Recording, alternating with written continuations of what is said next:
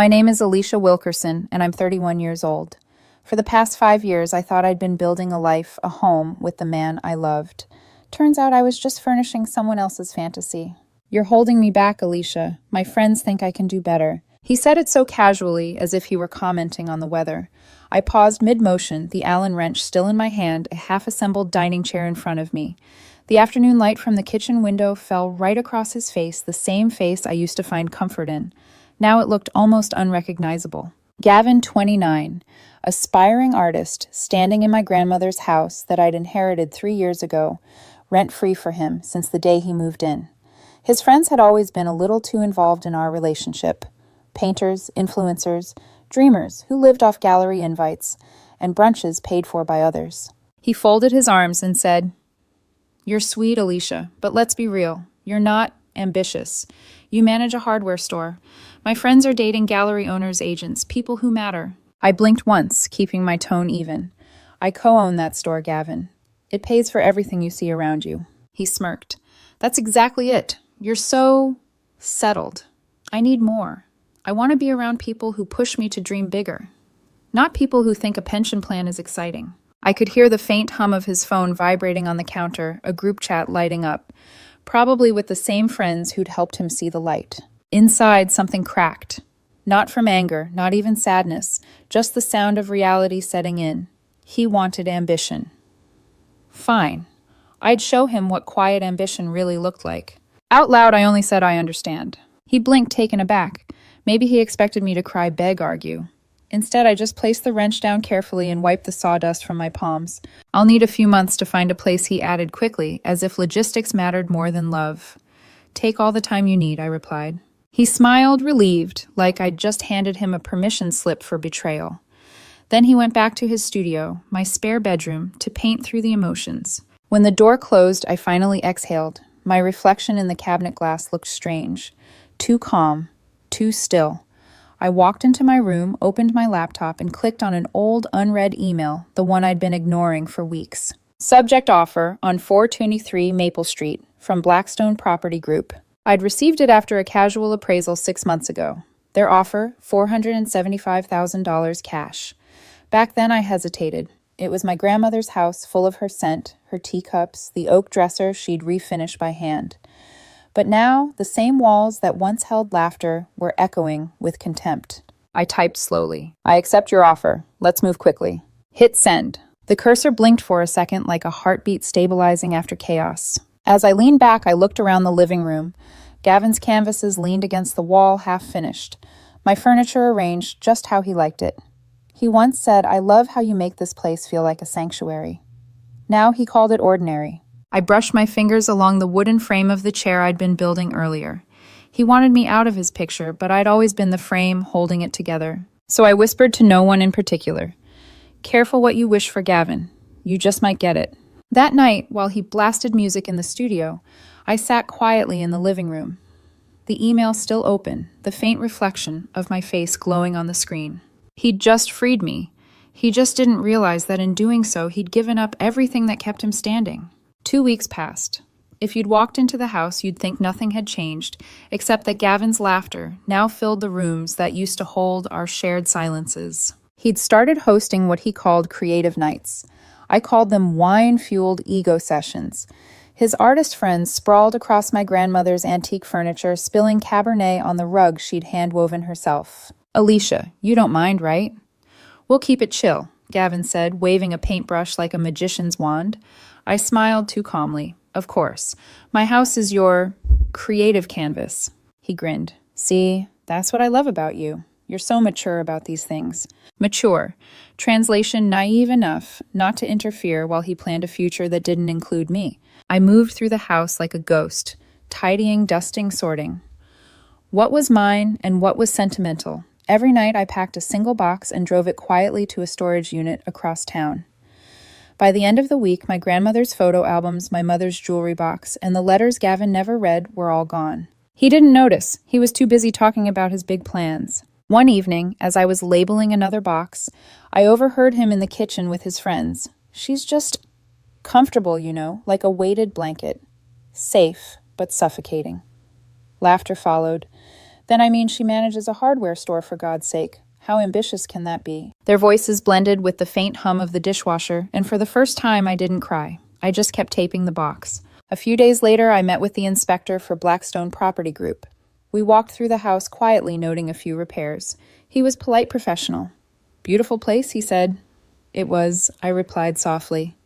Then, with a practiced smile, "Let's call those small issues negotiation points." He chuckled. "You're sharp, Ms. Wilkerson." I didn't correct him, didn't tell him that I'd spent years being dull for someone who mistook kindness for weakness. That night, Gavin came home late from a gallery event. He reeked of cologne that wasn't his. "Why are you packing again?" he asked, half laughing. "Decluttering," I said. "Making room for your creative energy." He looked pleased with himself. "You always know how to support me." I nodded. "That's what I'm best at, right?" He kissed my forehead out of habit, like someone closing a door they didn't realize they'd never open again. At the store, my coworker, Kyle, noticed I was quieter than usual. He was tall, blunt, the kind of man who didn't sugarcoat anything. "You look like someone's planning an escape," he said while restocking nails. I smiled faintly. "Something like that." He looked at me for a long moment. "Just make sure the exit doesn't collapse behind you." "Don't worry," I said. "I'm an expert at building things that last even exits." He didn't ask further. He just handed me a roll of duct tape and said, "Then make it clean." By the third week, I'd transferred most of my valuables, my bank documents, and sentimental items. Only the shell remained the version of the house Gavin thought belonged to him. He started calling it the loft when talking to his friends. "The light here is perfect for my art. Alicia's finally letting me make it my space," he bragged one night. I bit back a laugh, letting him. The same way the ocean lets someone drown. Every time he smiled at me, thanking me for being so understanding, I mentally checked another box off my list. Utilities transferred, personal accounts updated, forwarding address changed, storage unit paid for. Every detail quiet, precise, hidden under politeness. One night, I stood in the empty garage, the space where my grandmother once kept her tools. I touched the wooden workbench she'd sanded smooth decades ago. "Never let anyone tell you your work doesn't matter," she used to say. I smiled. Then I whispered to the silence, "Don't worry, Grandma. I'm finally fixing the biggest broken thing in this house." The next morning, I received the message confirming the closing date. March 15th. Perfect. It was Gavin's birthday. He wanted me out of his picture. Soon, he'd have no idea how empty the frame would look without me in it. By the start of March, the house no longer felt like mine or his. It was in that eerie, in-between state, like a photo fading under sunlight. Gavin, however, acted as if he owned the world. He'd started referring to my grandmother's home as our creative sanctuary. To his followers online, he'd even tagged his latest post, "Life in the Loft," and had artist vibes, "home is where the art is." The caption read, "Building my empire, one brushstroke at a time." Empire. He couldn't even afford his own Wi-Fi. A few days later, I overheard him on the phone with someone. His tone had that soft, rehearsed charm I used to fall for. "You should come by," he said. "The house is perfect for brainstorming. I've got this amazing open space. You'll love it." When I walked in, he ended the call a little too quickly. I didn't ask who it was. I didn't need to. He turned to me, smiling. "I'm thinking of redoing the walls. Maybe whitewash them for a cleaner look. Gives it that minimalist gallery vibe." I tilted my head, pretending to ponder.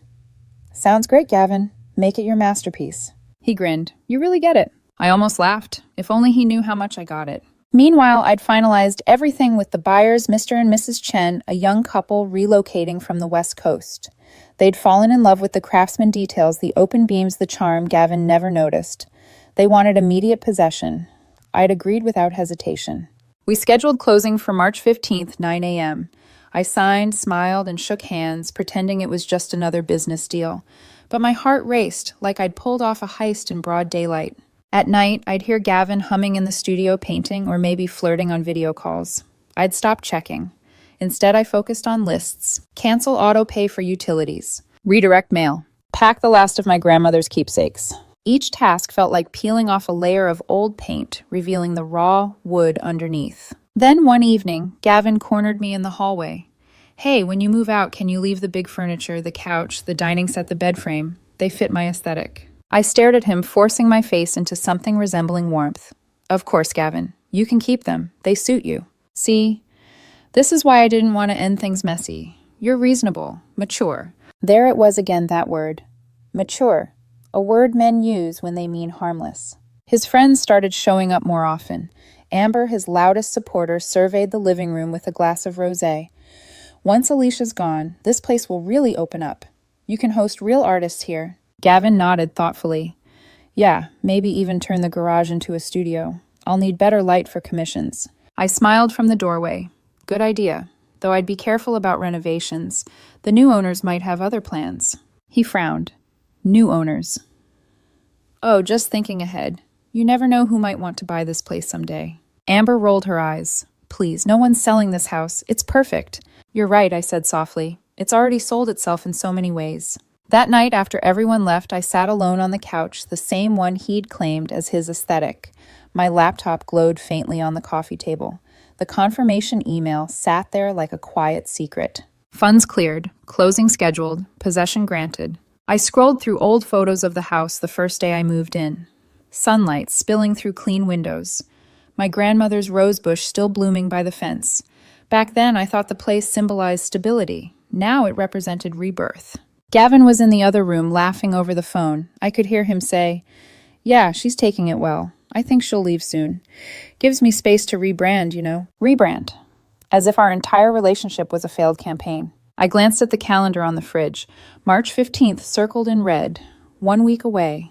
I whispered to myself, 7 more days, Alicia. 7 more days, and the frame will be empty. By the next morning, I'd transferred the utilities into his name temporarily, of course. I moved the last few personal items into my car and left a few boxes of junk in the attic. Old receipts. Meaningless paperwork things that would confuse him later. It wasn't vengeance. It was a mirror. He wanted to build his image on the illusion of ownership. I just decided to let him finish painting his fantasy before pulling the canvas out from under him. On the night of March 14th, he was out celebrating his new chapter. I loaded the final box into my car, closed the trunk, and stood in the driveway one last time. The porch light flickered faintly, the same bulb I'd replaced last month. "You fixed everything, Grandma," I whispered. "Even the parts that didn't deserve it." I turned the light off. Then I drove away. The next morning would be his birthday and his eviction notice. The morning light was soft that day, too gentle for what was about to happen. March 15th, Gavin's birthday. For him, another year of promises and potential. For me, the clean edge of closure. I was already seated at the closing table when the real estate agent slid the last document toward me. "Congratulations, Ms. Wilkerson. The funds will be deposited within the hour." I smiled. "Thank you. Please make sure the buyers have immediate access." Outside, the air smelled of rain and dust. Freedom always has that strange scent, like something about to be washed clean. By 9 a.m., it was done. I no longer owned the house Gavin believed was his kingdom, and I didn't even need to lift a finger to take it away, just a pen. I texted him simple and casual. "Moved out like you asked. My new chapter starts now." He replied instantly. "Perfect. Leave the keys on the counter. I'll grab them when I'm back." I stared at the message for a moment, smiling faintly. Then I locked my phone, slipped it into my bag, and handed the keys to Mrs. Chen. At 8:03 a.m., the Chens arrived with a contractor and 2 movers. They were cheerful, polite, and entirely unaware of the emotional storm that was about to hit. "Are you sure it's okay if we start today?" Mrs. Chen asked, balancing a stack of renovation plans. "Absolutely," I said. "It's all yours." I drove away quietly, my heart steady. If revenge had a sound, it would be silence. By mid-morning, while I was sipping coffee at a small cafe across town, my phone began vibrating uncontrollably. 47 missed calls. Then texts one after another flashing across the screen. "Alicia, what is going on?" "There are people in the house, contractors or something. They said they own the place. Tell them this is a mistake." I took a slow sip of coffee, watching the steam rise. "It's not a mistake," I finally replied. "They are the new owners." It took only seconds before he called. His voice exploded through the speaker. "What do you mean, new owners? You can't sell my house." "Your house," I said softly. "Gavin, it was never yours. It was mine. And now it's theirs." "This is illegal. You can't just throw me out. Actually, you're a guest without a lease. The law calls it tenant at will. You'll have 30 days to vacate. The Chens were kind enough to offer that." He went silent for a moment, so silent I could almost hear the disbelief cracking inside him. Then came the pleading. "Alicia, please, you can't do this to me. I have nowhere to go. I just need a little more time." I closed my eyes, remembering all the nights he'd ignored me while planning a future without me in it. All the times he'd called me safe, boring, unambitious. "You had 3 years of free rent and a woman who believed in you," I said quietly. Time isn't what you need. Accountability is. The next day, I saw the chaos unfold online. Amber had posted on her story, "Can you believe what Alicia did to Gavin? Heartless witch kicked him out of his own house." The comments poured in half sympathy, half curiosity. So I posted my own. Correction, my house. 3 years, no rent. He wanted me out of his life, and I respected that entirely. I didn't check the replies after that. I didn't need to. That night, Gavin sent one final message. "You planned this, didn't you? You tricked me." I typed back, "No, Gavin. I simply took you at your word. You said you wanted me gone, so I went and took the house with me." I didn't block him. I wanted him to see every post, every new milestone, every hint of my calm. Because sometimes peace is the loudest punishment. A week later, I stopped by the house, their house, to drop off a misdelivered piece of mail. The Chens had already begun renovations. The front door was repainted, the porch rebuilt, and the walls inside smelled of new beginnings. Mrs. Chen beamed at me. "Your grandmother must have loved this place. We'll take good care of it." I smiled genuinely for the first time in months. "She'd like that," I said. She always wanted a family to love it as much as she did. As I drove away, I caught my reflection in the rearview mirror, different now. Lighter, sharper, whole. Gavin called once more that night, voice hoarse and shaky. "I miss you, Alicia. I was stupid. I just wanted to feel like I mattered." "You did matter, Gavin," I said softly, "but you only saw your reflection in what I gave you. Once that was gone, you stopped recognizing yourself. Can we start over, please? No.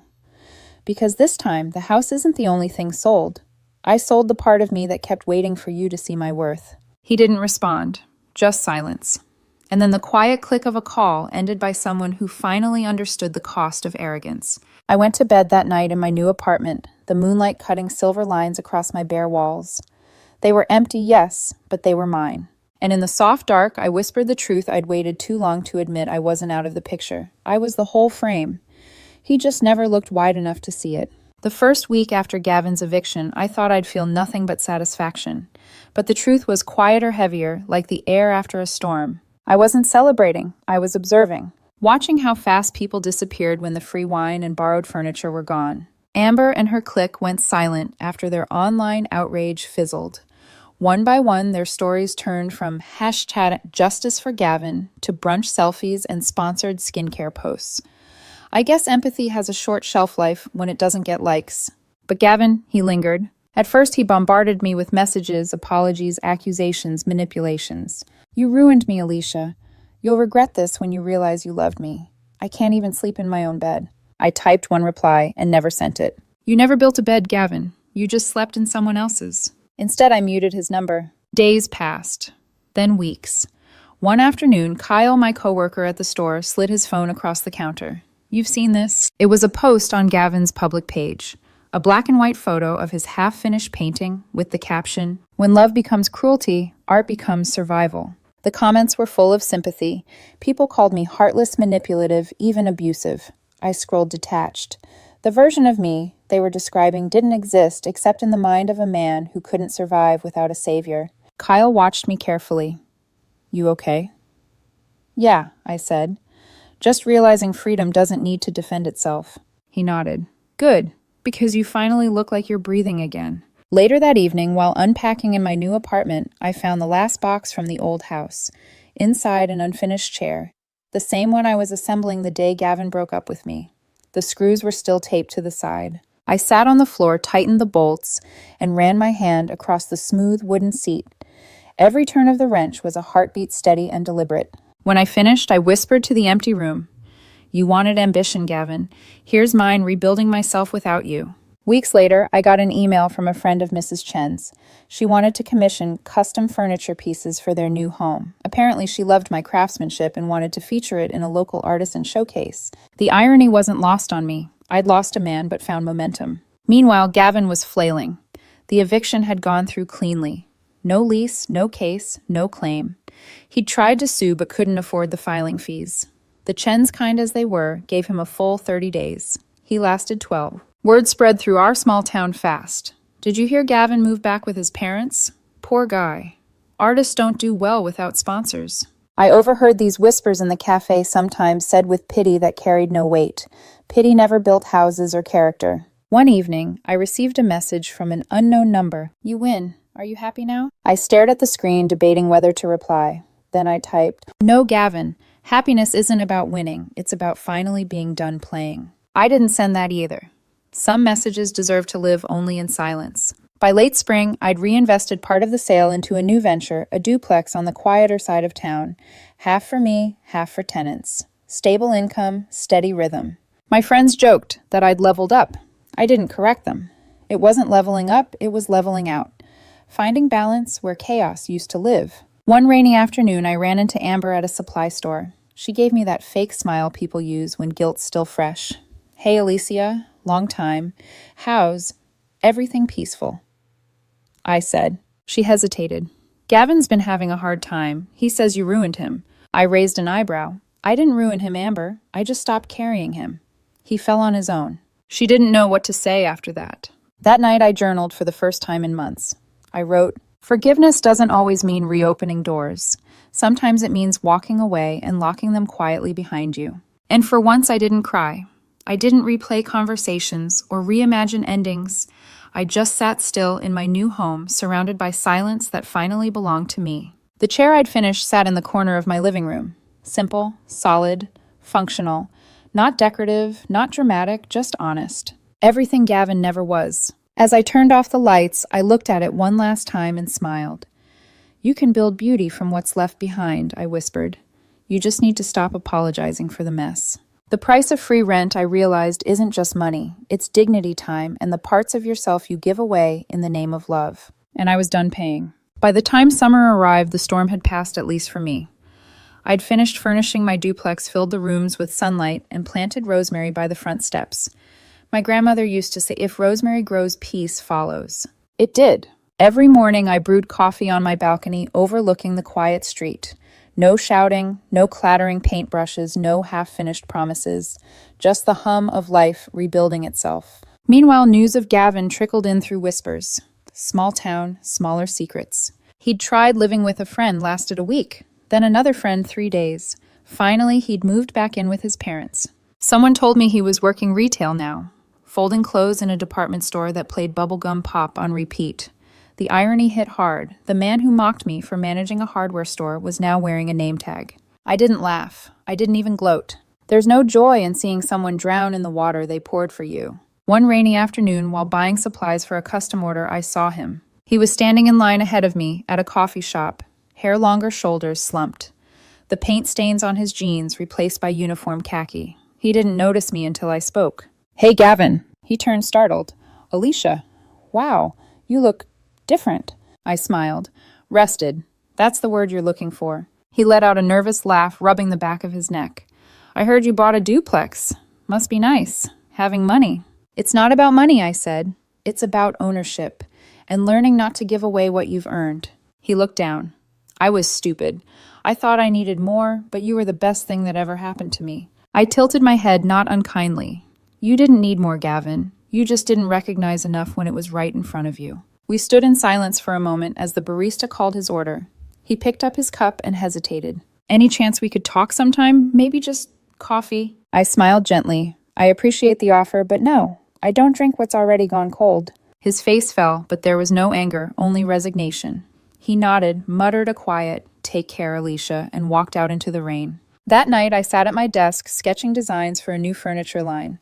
I titled the collection Second Foundations. Each piece would use reclaimed wood, scratched, weathered, imperfect, rebuilt into something stronger. A metaphor, of course, but one that finally made sense to me. I thought of Gavin in his parents' basement, surrounded by the ghosts of the dreams he abandoned. I hoped he'd learn something down there about gratitude, about effort, about what happens when you mistake stability for failure. Because basements, I realized, are just unfinished spaces waiting for someone to build upward. A few weeks later, the Chens emailed me. They attached photos of the renovated house, bright walls, new fixtures, a garden blooming where my grandmother's roses once grew. They wrote, "We wanted you to know this home still carries warmth. Thank you for building it before us." I stared at the pictures for a long time, smiling through the ache. The place didn't look like mine anymore, and that was the point. It wasn't supposed to. Elliot, the accountant I'd been seeing, walked in holding takeout.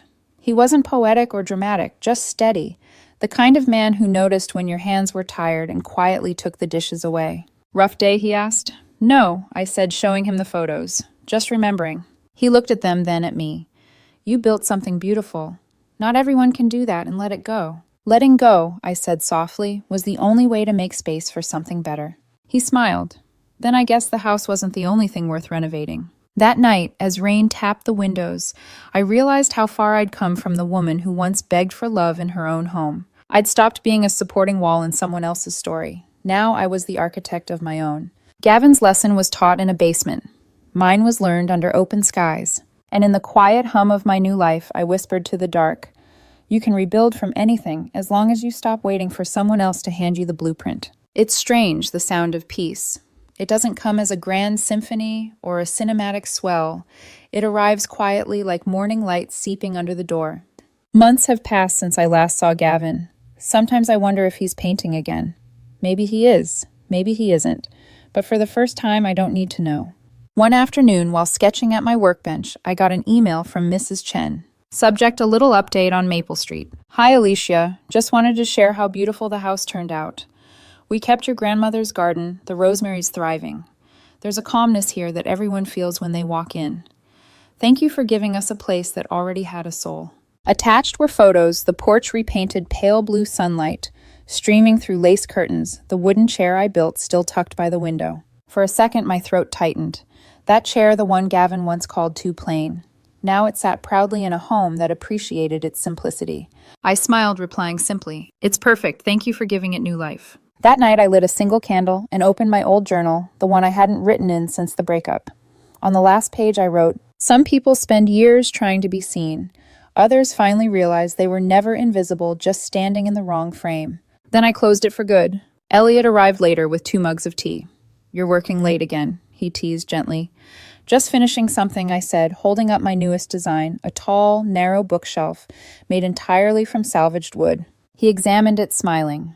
"What's it called?" I thought for a moment. "Closure." He nodded slowly. "Fitting. You really don't waste a single scar, do you?" "Every scratch tells a story," I said. "It'd be a shame to sand them all away." Later, as we sat on the balcony, the air warm and sweet, I looked at the skyline, distant lights glowing like possibilities. For years, I'd built homes for others. Now I was finally building one for myself, not from inheritance or obligation, but from choice. I thought of Gavin again just for a moment, not with bitterness, not even with sadness, just gratitude. Because without his arrogance, I might never have discovered the strength in stillness. I've learned that love isn't about being chosen, it's about choosing yourself when someone else doesn't. And freedom isn't loud. It's the soft click of a locked door you'll never walk through again. As I turned off the lights and walked toward my new bed, the words formed quietly in my mind, a truth I'd earned, not inherited. When someone tells